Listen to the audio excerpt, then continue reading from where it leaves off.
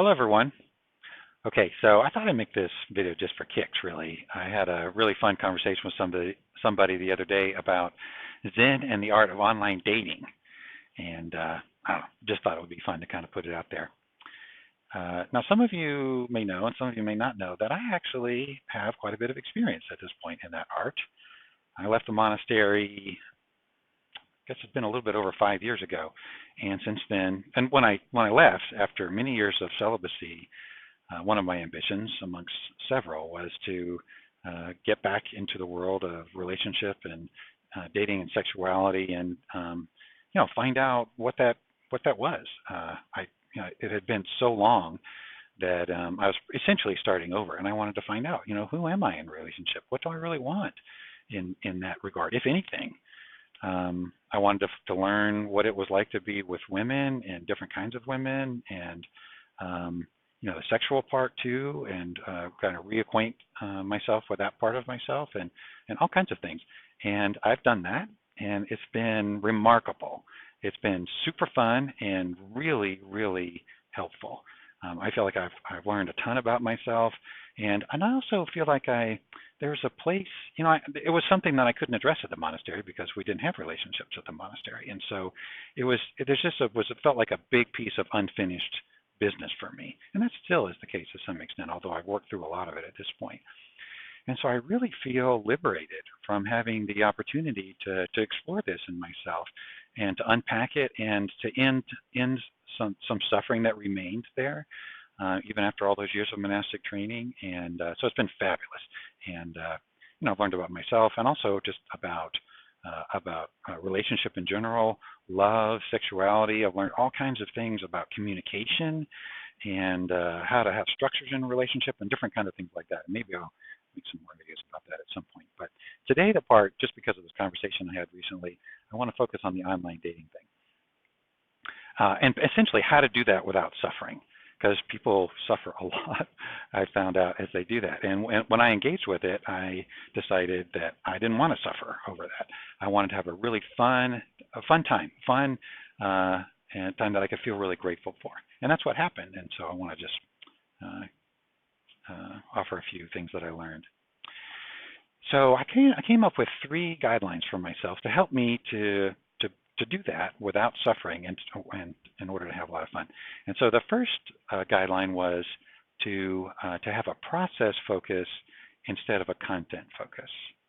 Okay, and that, as with all 3 of these things that I'm going to mention, this applies way more broadly than just in relationship and in online dating. I mean, that's a good approach to have it with everything in life. That to me is a skill. A life that's skillfully led is one that has a process focus and not a content focus.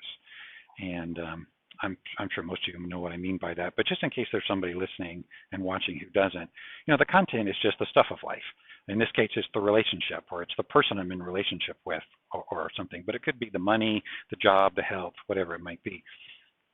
The process is what's going on behind the scenes in relationship to the content. So in other words, it's how am I doing, how am I being, how am I relating to that content, okay? So just to use relationship as in general as an example, I think in general people don't have a process focus in life. They have a content focus, and so they go about trying to make things happen in their life and get the content all lined up. Get the right person in the right slot, or whatever, have the right kind of experience so that they can feel the way they want to feel.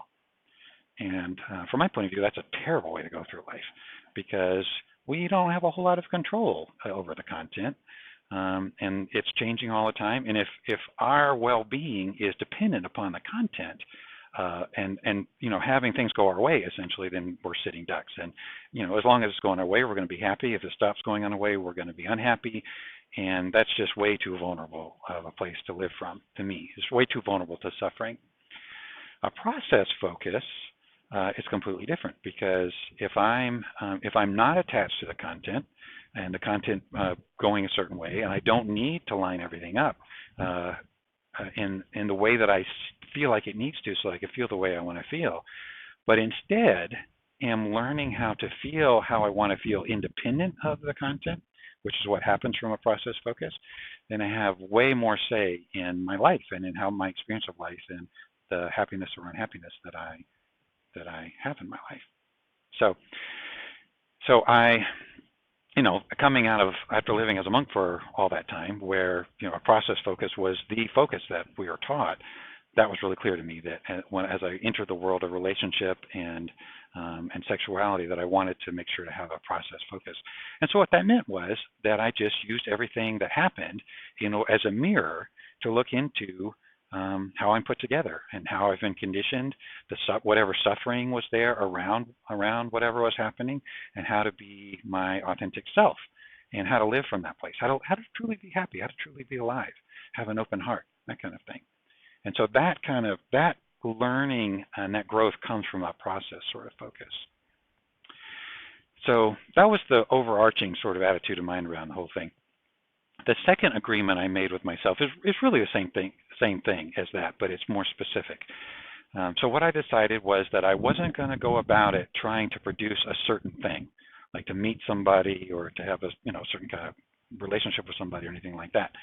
That is what people do, and that's a great way to be miserable with this and with all kinds of things, because to decide that I want a certain thing and then attach myself to that, that's basically how we suffer, and not just in this area, but in all areas. So I didn't want to do that, but I needed some kind of goal, some kind of a sense of what am I doing, and how do I know if I'm doing this in the way that I want to be doing it? And so the goal that I made for myself was, I want to have, at first it was just, I want to have interesting experiences. And then later I kind of broadened it out to I want to have fun and interesting experiences that I can learn from. And that was really helpful. One thing I liked about it was that I was pretty much guaranteed to be successful. Especially in this area, any of you who have been involved with this, and probably a lot of you have in one form or another, if you get out in the world of online dating, you're guaranteed to have interesting experiences because people are interesting. And what I loved about it was, I loved a lot of things about it actually, but one of the things I loved the most about it was, I'd meet somebody, and in the beginning I have no idea who they all are. All I have is a photo and maybe a brief description of themselves. And then we would begin a conversation, and a lot of them, of course, the conversation didn't go anywhere. But the ones who I ended up in conversation with, over time, I would get to find out who they are. And there was a way in which, they're saying something, and every time they say something, I find out a little bit more about who they are. And when I say something to them and see how they respond, I find out more about who they are. And it's fascinating. It's like a psychological sort of exploration with someone, and in a way that's really sweet. It wasn't always sweet, but most of the time it was really sweet. And once we got past the stage of just the small talk, and people would open up to me, and they would tell me about things that were going on in their lives, and I would connect with them in little ways, and I would get to find out who they are, and it was really, really, really fun in that way. So anyway, and the learning part of it, every interaction that I had, I learned from. And I learned, just like practical, technical things in terms of how to do it, how to communicate, how to move into, an intimate emotional space with someone who was a stranger up until a short time ago. How to avoid just being, a jerk, whether accidentally. I wasn't ever a jerk intentionally, of course, but, I didn't know what I was doing. And so I did some things that people didn't like. And so, practical stuff like that. But also, I just learned a lot about myself, because it's really different. I lived for many years in silence, and I feel like I got to know myself intimately in that environment. But there's aspects of myself that really didn't come up hardly at all in that environment, and I really got to learn about those aspects of myself. And so, just great. So having that approach, that's what really made it fun, is because I was gonna be successful, and I was gonna get what I wanted, which was a fun and interesting experience that I could learn from, pretty much no matter what happened, even if things really didn't go well. And of course, if the world of online dating involves a lot of what looks like rejection, I never took it as rejection. I just took it as, I'm just in a process where I'm attempting to connect with someone, and the chances of me finding, any particular person, the chances of me connecting with that is low. And so it's highly likely that things aren't going to work out. And for some of them, they didn't work out almost from the beginning. And that was fine. I didn't take that as a rejection. I just took that as, that's just part of the process. But even in the ones, there's some things that people did that felt kind of hurtful and mean. But even those I found to be helpful because their opportunity to really take care of myself and, find, if something got in. I mean, I'm kind of after all those years as a monk, I'm kind of hard-boiled emotionally. I mean, I'm really good at taking care of myself, and it takes a lot for something to get in and really hurt me. But that did happen occasionally, and when that happened, it just gave me an opportunity to take care of myself. Okay, and so the third rule that I had for myself, and this was, all very practical and tangible, which was to communicate really honestly and clearly and directly and respectfully under all circumstances, no matter what the other person was doing. And I've learned that, I learned a lot about communication, ironically, at the monastery, even after, living all that time in silence. I learned we communicated amongst ourselves.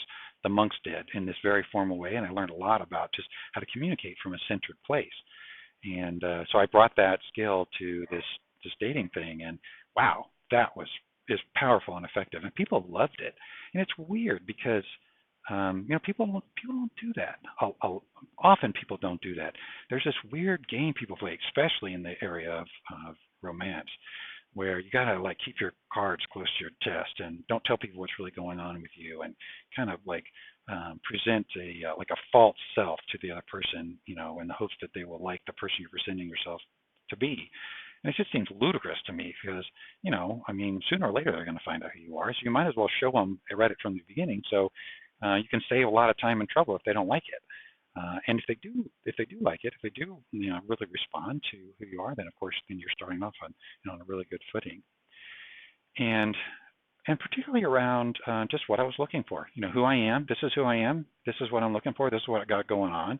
I was really upfront about that. As a monk for a really, really long time, I have, for most people, a man my age, I have very little experience actually compared to most people, and I'm just kind of learning, just kind of figuring this out. And I was upfront about that. I've gone through different stages in terms of what level of commitment that I was willing for at the time. I was really clear about that. And it just made for really delightful exchanges for people. And people found it to be really refreshing, and they loved it. Because we could just have an honest communication. It's like, here's what's going on with me. Here's what I'm looking for. What's going on with you? Who are you? What are you looking for? And just opened up a lot of doors. And it caused an emotional intimacy to happen that was just really delightful with people, even people I never ended up meeting. But people really respected that and really enjoyed it. So so those are my guidelines, and I had a fantastic time. I will tell you that as of a couple months ago, I met somebody I really like, and I'm involved in exploring a deeper kind of connection with her. So I stopped doing the online thing because I really want to be with this person for now, and it looks like, perhaps for a good while. Who knows? But so I've stopped doing the online dating thing, and I kind of miss it actually. It was really, really fun and really helpful. So there you go. Hope that's interesting to you, and take care. Thank you for your practice. Have a beautiful day.